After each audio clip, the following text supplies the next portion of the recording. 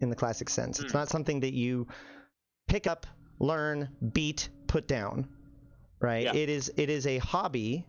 It is a set of tools, and I like to say it is a interface with an alternative sci-fi future more than anything else. But that sounds super like markety. Like, it's funny, there's almost no way to truly describe Eve without starting to sound like really markety, because like the fact that Eve you can jump through, by the way.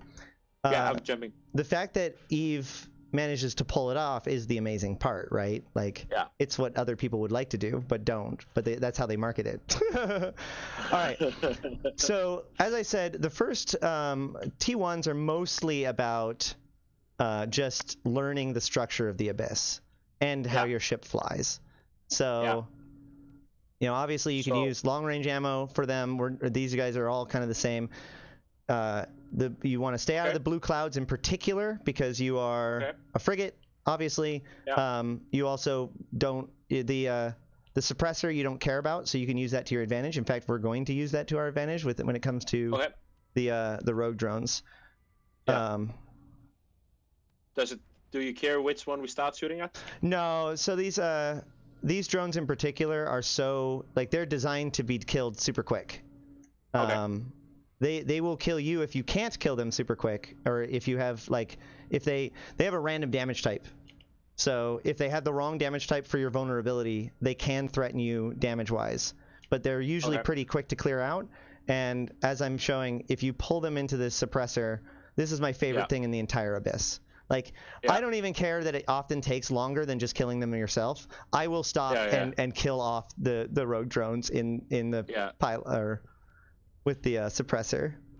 Yeah, to break the noob card a little bit. Like, I remember when we were like play testing these towers for the first time, like the joy of seeing it actually functioning and like working, because it's they're basically just all working off standings. Like, do I like you or do I not like you? Right. And just seeing it work for the first time, it was so nice. Yeah, and fireworks.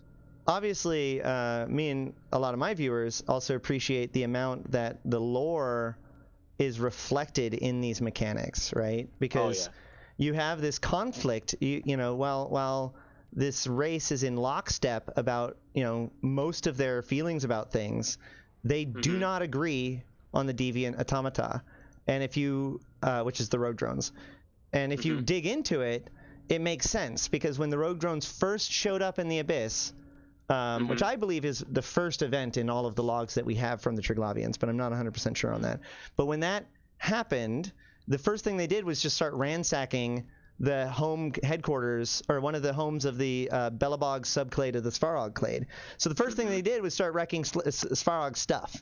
So Svarog kills them and says, hey, we think that we should just keep killing these dudes, that they're posh lost. And normally, in every other case, get ready to jump, or you should be jumping through the gate. I'm sorry. Yeah. The goal in any given room is to be, when the last rat dies, to be on the gate, ready to jump through. So that way, as little time is wasted as possible. Yeah. And we're not worrying about the subnodes. Right. As I said, if you're a truly new person, I'd recommend during this T1 for you to go after the subnodes, just so you could see the boundary. But in Frigate Abyss in particular, but also just in general, the rule is you don't go after the extraction subnodes unless it literally does not add any time to your run, because any extra time going after subnodes would be better off jumping into the next Abyss. Yeah.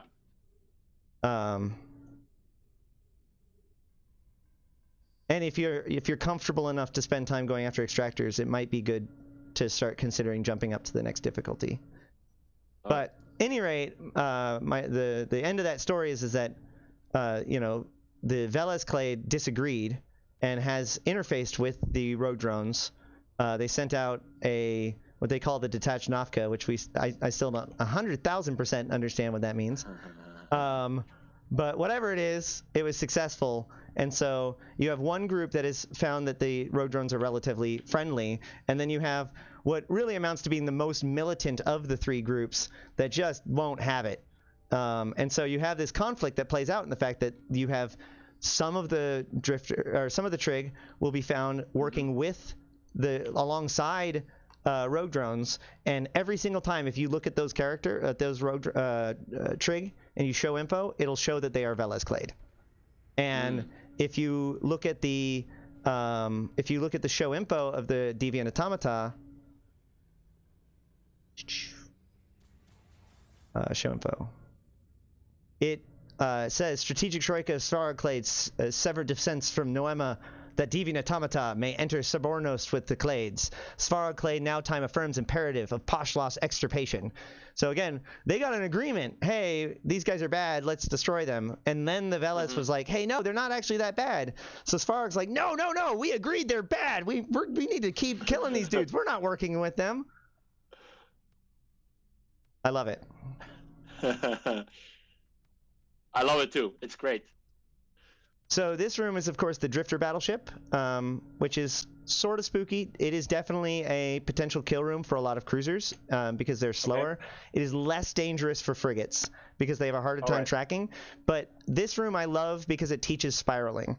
This is the room that I get the most people coming to me going, this killed me. And I go, well, what killed you? And they said, Charybdis Tyrannos. And I go, well, did you spiral? And they go, what's spiraling? And I go, let me teach you, right? And teach me. So the way spiraling works is that if you go directly at something, your traversal is 0, which means it's gun, which this is the hardest hitting, slowest tracking gun in the abyss. So if it can track you, it will wreck you. But so you need to keep that traversal up at least a little bit. Once you get within 30 kilometers, it becomes way easier, even on a cruiser level. But until then, you certainly want to make sure that you are not going directly towards them. So the result of this is you center the drifter, or whatever the target is, and you can center things with C. And you double-click in space halfway between the edge of your screen and the edge of the screen. And you'll start going in that direction. And then the target will start drifting off to the side. And so you actually want to stop using the C so that way it does drift off to the side. And every time it drifts off to the side a little bit too much, you recenter it and you redouble click halfway between the edge of the screen and the side, or in the center.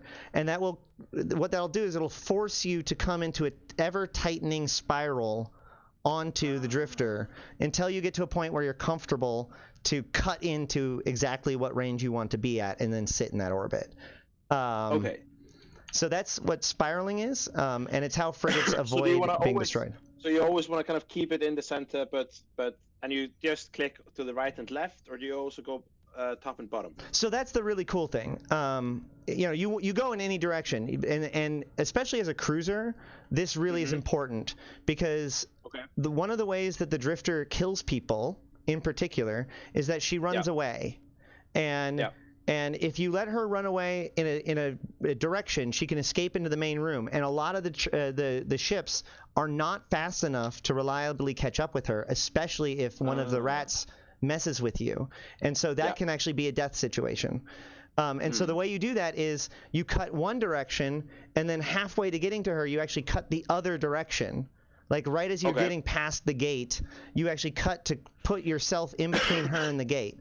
And what that does is it forces her to continue to go back against the wall. And once you pin her against the wall, then she just sticks there and you can just kill her. But the problem with that is that you're now burning way far in order to get back to the gate. And that's the second way that she kills you, because it takes so much extra time to deal with her. So if you can, especially as a frigate, get behind her and turn it around so that way you keep her corralled behind the gate, then that'll save you. So you actually not only do want to spiral, but you actually want to kind of change your angle depending on which direction you want the drifter to end up going. Oh, okay.